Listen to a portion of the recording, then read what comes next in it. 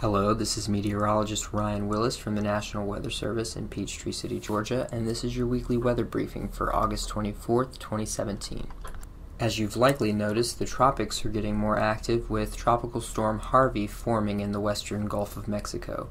Harvey's impacts will be confined primarily to the western Gulf through the next several days, while the forecast for our area will be relatively benign during that time frame.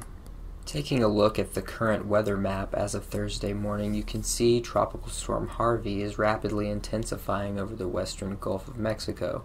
For our area, a cold front has moved through, which is ushering in cooler and drier air courtesy of Canadian high pressure.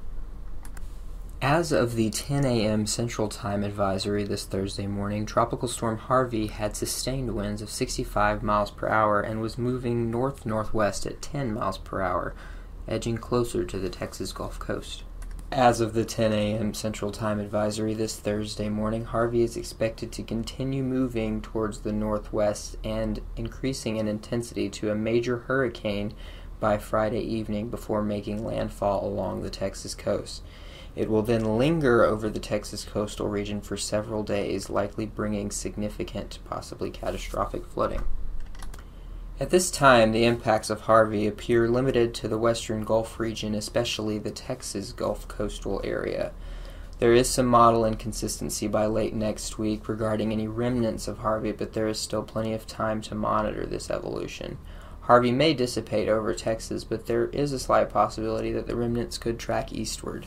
Taking a look at expected rainfall totals over the next 7 days, you can immediately see the very heavy rainfall totals expected over the western Gulf in association with Harvey. However, for our state, it looks like we will be in a primarily dry period through the next 7 days, with most areas receiving a half inch or less of rainfall during this time frame. Taking a look at the weekly forecast for a few select cities, you can see the cooler and drier trend that's expected during the time frame. Temperatures will be near to below average through the coming week, with only isolated to scattered rain chances returning by the weekend into next week.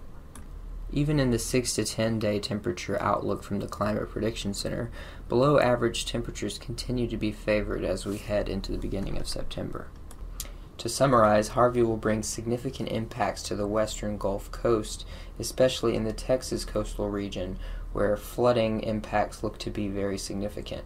However, in Georgia, we will remain in a relatively cool and dry pattern through the coming week, while any potential Harvey remnants will be monitored through this time.